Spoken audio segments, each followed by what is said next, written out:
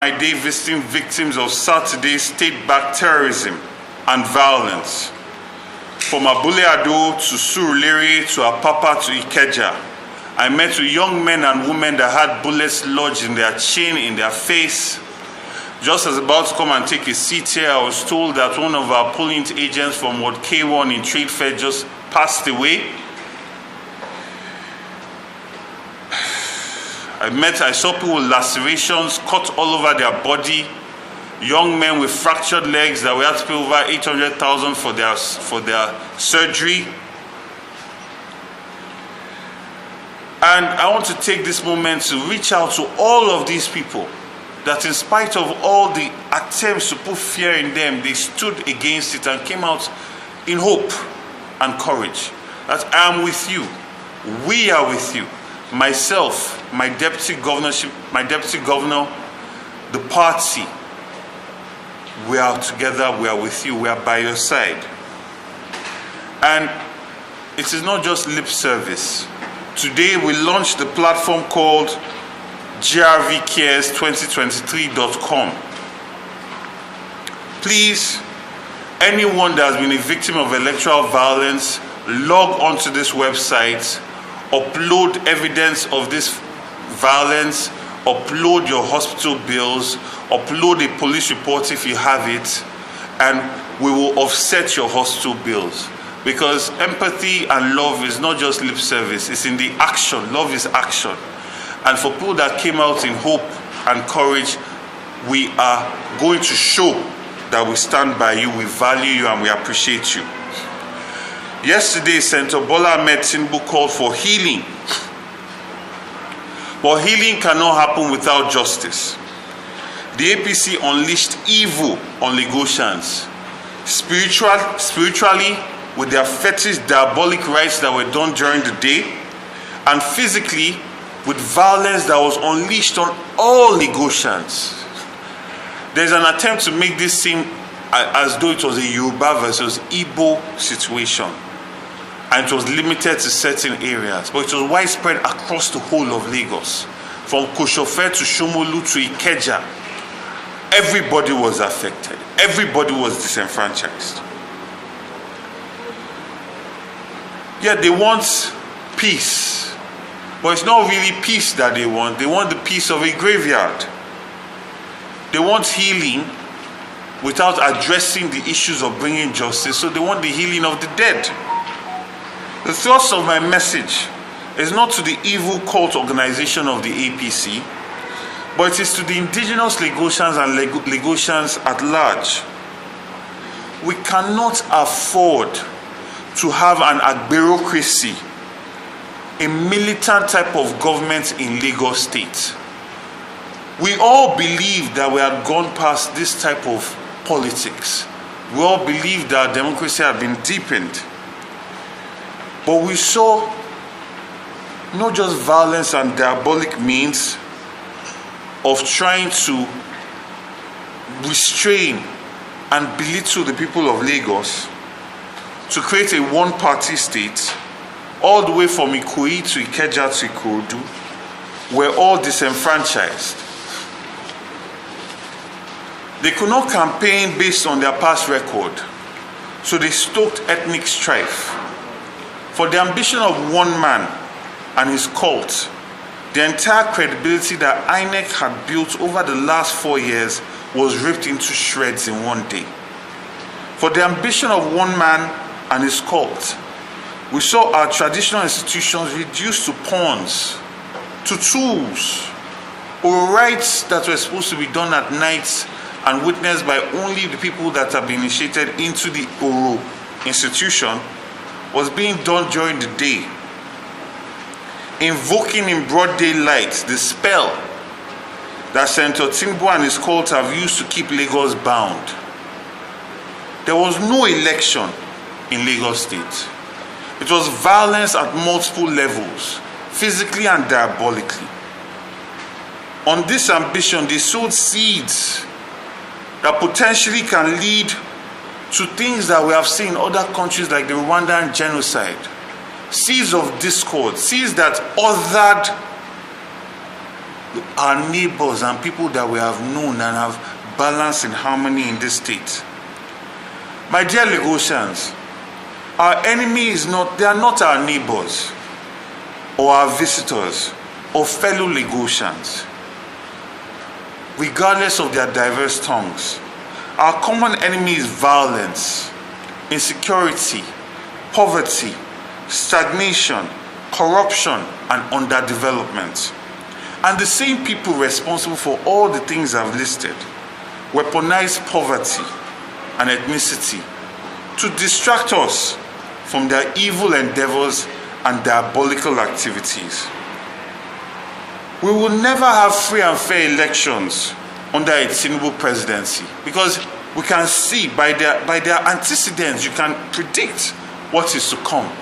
Instead, we'll have a military type one-party system that seeks to disenfranchise and suppress people as opposed to engaging the people, selling their mandates, accounting for the stewardship of whatever positions that they've had. We've seen it happen in presidential to a lesser extent, and we saw their entire vision for Lagos State on Saturday. They have tried to destroy years of delicately balanced ethnic relations, years of intermarriage and friendships, years of commerce, and years of building Lagos into the economic juggernaut that it is. I call on the silent majority, the decent and cultured Lagosians, to speak out. Silence in this regard is not golden. Silence in this regard is acceptance and support. And we cannot be silent. It is enough of the worst of us defining the rest of us. On Saturday, we saw the APC's vision for Lagos, an agberocracy, a government by the agberos, for the agberos, and for the thugs and people that choose to suppress the good people of Lagos. We were all victims. This was not a tribal thing. We were all victims, even as shielded as Ikoyi is, as shielded as VGC is. Everybody, Yoruba, Igbo, South, Northerners even, in Isheri, they tried to discriminate against the Northerners that were obedient, that wanted to vote Labour Party. So this is not Igbo versus Yoruba. That's just a cloud that they are trying to use to hide their diabolical agenda for Lagos State. And this agberocracy will affect us all, because the moment that we have thugs running affairs, we have thugs being enabled by the government, we have thugs carrying out state-backed terrorism, we have thugs that the police look the other side with their actions, we have thugs that carry out all sorts of violence against the people of Lagos. Anybody, I, will eventually be victims of this thing. It will not discriminate whether I speak Yoruba or Hausa or Igbo. It will not discriminate. Lawlessness will affect us all. And a society like Lagos was built on laws. We have the finest lawyers, the finest judges. The judiciary was birthed in Lagos State. We're a city of laws. And lawlessness has become the order of the day under the APC government. And we have seen their vision for Lagos. And we are going to fight it through all legal means, because now more than ever, Lagos is in desperate need for us to birth our Lagos. A Lagos that is accountable, a Lagos that is open, a Lagos that is law-abiding, a Lagos that is holy, a Lagos that is pure, that believes in love and empathy, a Lagos where the people are allowed to express themselves regardless of who they want to vote for, a Lagos that will not be diabolically suppressed by evil people. A Lagos that will not be suppressed by violence. A Lagos that will not be suppressed by importing thugs from all over the southwest to come and enact violence against the same people that you want to govern. It is time to end that Lagos. It's time for our Lagos. We cannot afford to be silent. The good people, the cultured people, the decent people, indigenes of Lagos and Lagosians at large, we cannot be silent. We cannot leave this to the non-indigenes to stand up and fight. We cannot afford to associate ourselves with this level of thuggery, hooliganism that these people are trying to paint all of us as. We must talk. We must show disgust and disdain for this type of governance. We must stand up proud and say, no, this is not what we stand for. This is not the government, not in our name. And we are going to go through all legal processes to ensure that we retrieve this mandate, the mandate of so many people that were hurt, mutilated, killed. And we're going to see it all the way through.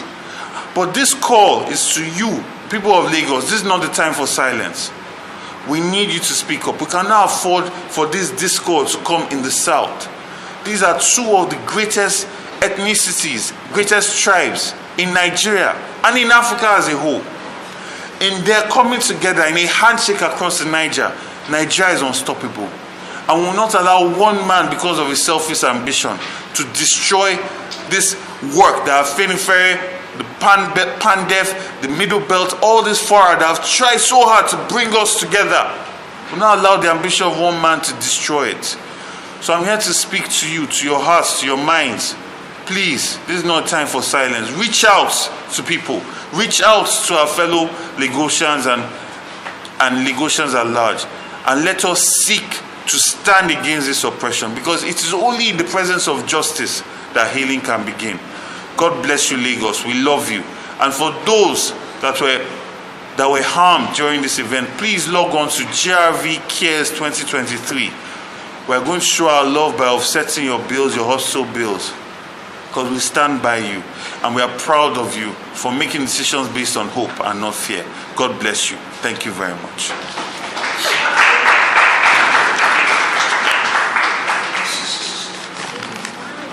Thank you very much. Any questions?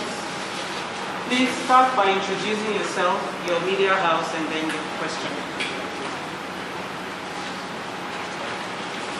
So let me ask you this question. Those people who are injured and are still receiving treatment at the moment, what assurances do they have that they are members of the party one? And what assurances do they have that they were actually attacked by those who they are alleged to be behind the family? We have videos. We have a plethora of video evidence. We know our polling unit agents. We know our polling unit supporters. Yesterday, when I was in Apapa, there was a young man that was next to another young man that was a victim of a machete being cut across his entire face. We have the video of it. We have the pictures of it. We know for a fact that he was an agent at this particular polling unit. And the doctor said, while you are supporting this young man, please, can you also support this young man? He has a surgery. But that had nothing to do with our elections. So we know ourselves, right? We had agents all across Lagos State. So there is no doubt. There is no speculation. There is nothing. We know the damage and harm that came to our agents all across Lagos. Right? So it is not in question. How much confidence do you have in the judiciary to get a brief for all of this? I believe that judiciary is aware of all of this. I believe that judiciary understands the importance of peace. And they know that the role that they are going to play is going to define the peace that we have in this country. And my family literally laid the foundations for judiciary in this country. So I have a lot of faith in the judiciary, and I believe they will do the right thing. And I appeal on this day to the president of the appeal court that's going to decide on the judges that is going to send for a tribunal hearings.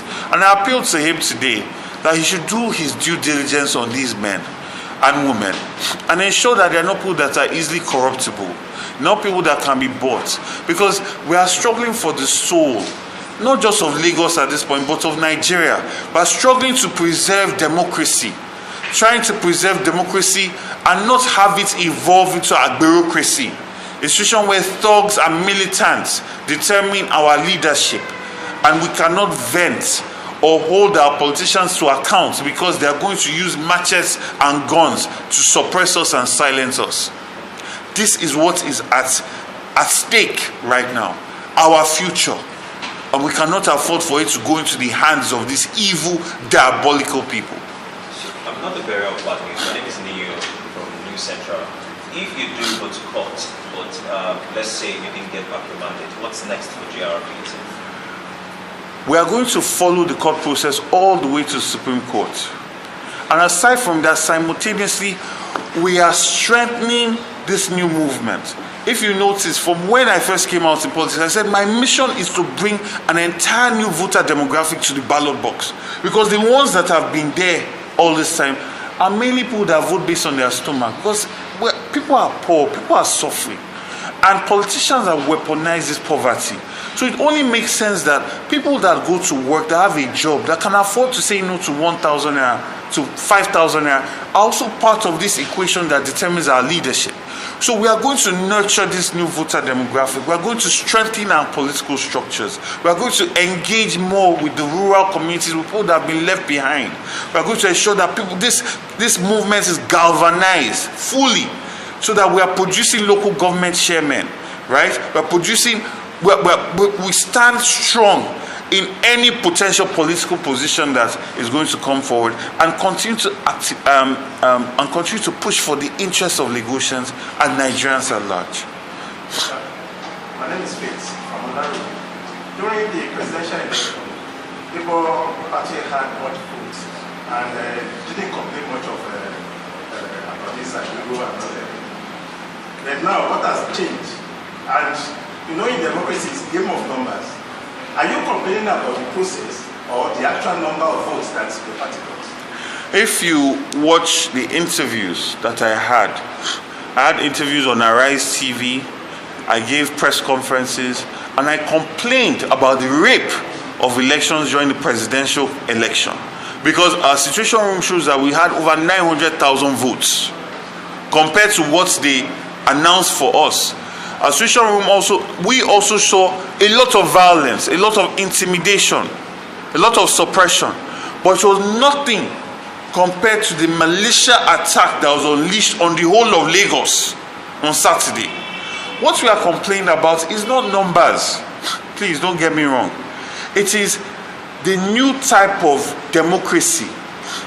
Actually, I insult the word democracy by even associating what happened on Saturday. The bureaucracy that these people are trying to institute. And what you find with this APC government is that when they push and they get through with it, they only get more emboldened to do more. It only becomes deeper and deeper. It's like a cancer. They spread.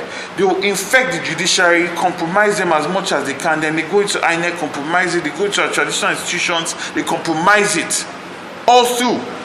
So I'm not here to talk about the numbers or whatever. We are compiling our case.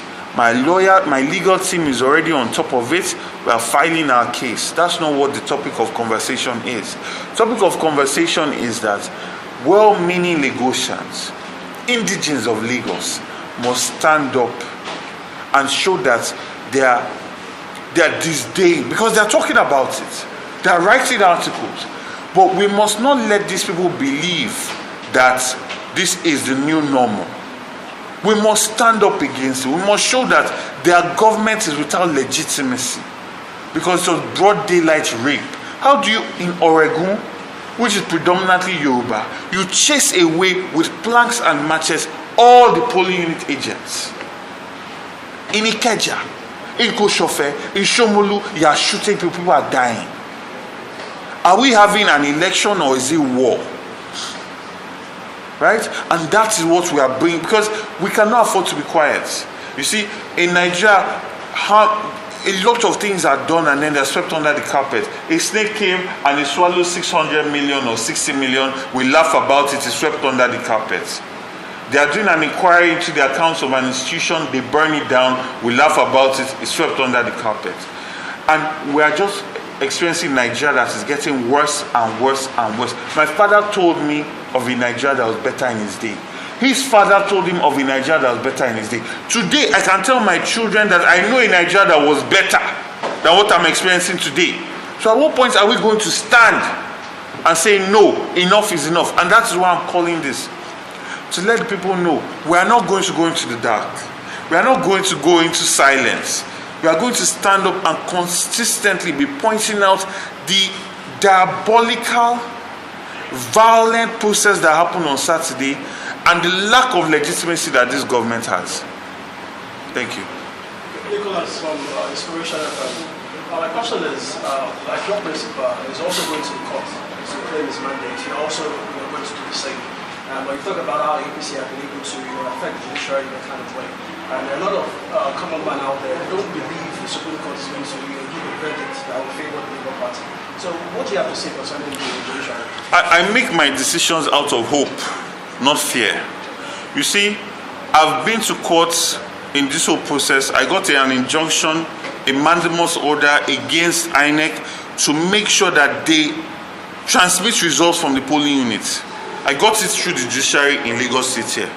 I got an injunction from the same judiciary that bans INEC from using MCU Lomo in any way, shape or form to transport polling materials. In this Lagos State, a lot of people have told me that it's not possible. Judiciary is corrupt, judiciary is this, but the judiciary excelled in their role because they clearly saw conflict of interest and they ruled in a way that history will remember them positively. So I am going to go into this with all that faith and hope in the same judiciary that they will do what is right. It's not about me, but Lagos is about Nigeria. We must save our democracy. I mean, the people that are doing all of these things were the people that fought against the military to preserve democracy or bring democracy back. These same people are now using militants to suppress the same democracy. So it comes on us, this new generation, to fight this fight to preserve our democracy. Thank you. I can see that what you're pursuing is long term for all you've said. It's not just short term. Yeah, so what I want to say is this. I want to speak to the perception and mentality of people out there, especially young people. When you mentioned GRV at the presidential level, like when it was put out, we have people who believe that they're too young to vie for this position. Lagos is too large, the economy and all that, and who handle such an office, even at the presidential level, to help people candidate. So I don't know, what do you think you can do to actually change the perception of the mindset of young people, in young people, that we can actually do this? You see, I will not. People will always project their insecurities and their inabilities on other people, right? Mentally and intellectually, I've operated at the highest levels in this world, not in this country, in this world, and I have done a lot, right? So I don't subscribe to that. And the amount of votes that came out for us on Saturday shows that the majority of Lagosians do not subscribe to that notion. The majority of Lagosians want a governor that is not corrupt. They want a governor that has love and empathy. They want a governor that has cerebral capacity, that knows that even if they cannot manage this particular sphere, they can bring the best to manage it. A governor that would do everything possible to ensure that the interests of Lagosians is prioritized and is number one. And a governor that is not going to be using violence against them. Right? At the end of the day, your governor with all his experience in bank was quiet and saw thugs beating the people that he wants to govern. The entire government of APC, their commissioners, their essays, all of them were clapping when they were seeing all these thugs that were imported from outside Lagos coming to unleash mayhem and violence on the people of Lagos. They were quiet. When INEC announced the results that they wrote for them, they were dancing. But they saw the cuts on multiple people, not just Igbo people, Yoruba people, people from all over Nigeria. None of them have come out to say anything. That's why I say it is a diabolical, evil government. And we are coming with love and empathy. And that is the way Nigeria and Lagos is going to move forward. Thank you. You wanted to ask a question? I'm Lester, signing from Port FM. Okay. Would you be considering legal measures against those you consider to be enablers of ethnic strike? Certainly. The first thing that we're doing now is to get all our records so we can go to court fully, and because that is time bound. The next thing we are doing is we are making a list of all the people. We know the people in Trade Fair, we know the people in Kosher Fair that perpetrated and enabled all of this, and we are gathering evidence. And we are going to see, nobody is going to get away with this. Because see, this is not our body boy anymore. The moment these people get away with this, any further election in Lagos State is war. Is war. It just means that, okay, if I want to be governor of Lagos, I have to have a militant group. I have to have guns. Because, you see, they can do oro, they can shout, don't come, intimidate, push you. If you notice, Epsilon cable video and say that he will do this, he will do that, pushing people. The next time they came with matches and cutlasses, they were dropping people into Lagos at 5 a.m., 6 a.m. in the morning. You were seeing parts of polling units had 20, 30 hooligans and thugs. Polling units, right? So I want to thank, we will continue